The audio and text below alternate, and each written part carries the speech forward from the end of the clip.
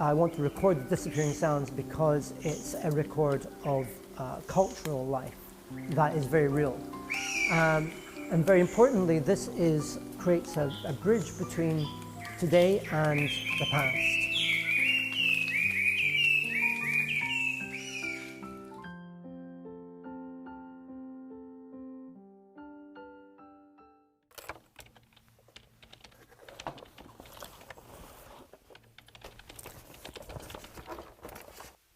My name is Colin Chinnery. I'm an artist and curator, and I'm creating with a friend a new cultural institution in Beijing called the Sound Art Museum.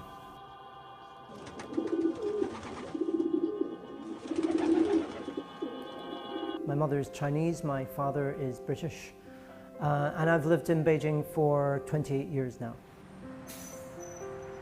So old Beijing culture, I understand it to be the culture that was in Beijing before Beijing modernized into a modern or contemporary large city. Culture that we can still see in everyday life in Beijing today, that has a continuation.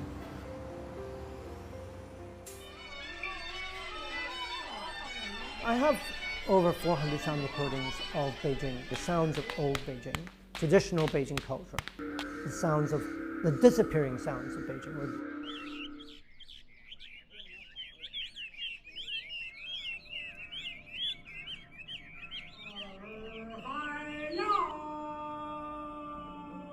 All of these sounds will become available in our archive that we're building at the moment. So when you enter into the exhibition, you will experience a surround sound system.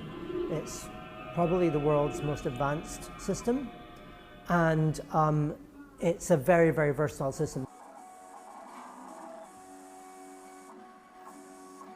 There's also a screen which tells the story of the 4 seasons of Beijing. It's conveyed in the style of a comic book. So each picture shows a scene, and there's some text explaining the scene. The comic book that you see on the screen was done in the style of my grandmother's drawings that she did for a book that she wrote called Ancient Melodies.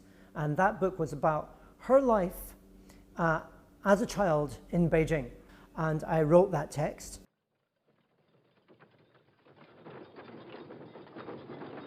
We're thinking about the central axis of Beijing and the kind of sounds that you would have heard in old Beijing. Then in the south, you've got Tianqiao, which is a very famous center of eccentricity. There used to be all kinds of people performing, doing magic tricks, doing martial arts, doing acrobatics, and some really eccentric people doing weird things as performances. If you go further north from Tianqiao, you would have gone closer into the center of Beijing. Maybe the sons of aristocrats taking their bird for a walk. You would have seen those people playing with their birds. That was their way of play. And then if you go further north from there, you get to the drum and bell tower. In the past, the bell and drum tower would have been sounding every 2 hours throughout the day, letting people know what time it is. There's a very clear line of sound that you would have experienced in old Beijing going down the central axis.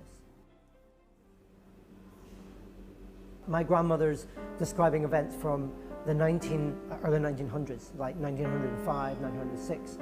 So I can't exactly kind of reconcile that difference in time, but because I've been recording these sounds for so long and I've been immersed in the books and the culture of old Beijing for a long time, so I have to put myself in that mindset and create a kind of style of language that suits that particular era.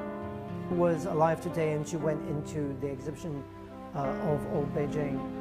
Obviously, I would hope that she would have, lots of memories that she would remember, and it would bring back to life a lot of those vivid memories from her childhood. Obviously, that would be wonderful. We're also creating a project called Your Favorite Sounds of Beijing, and that will be part of our Sound Terminus exhibition here.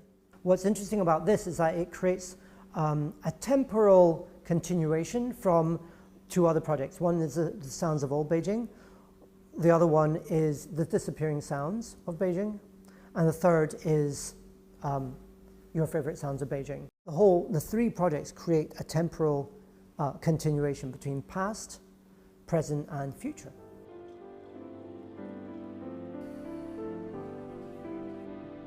Every museum has an educational component, a function, but we don't want to educate people, we want to inspire people. You can understand the richness of everyday culture in traditional Beijing. The other thing is, like, some of those sounds still exist in society today. They're not just of the past, they're of today. So to understand that is also really important as well, because it's not disappeared yet, it's not gone yet, it's still a part of our contemporary living.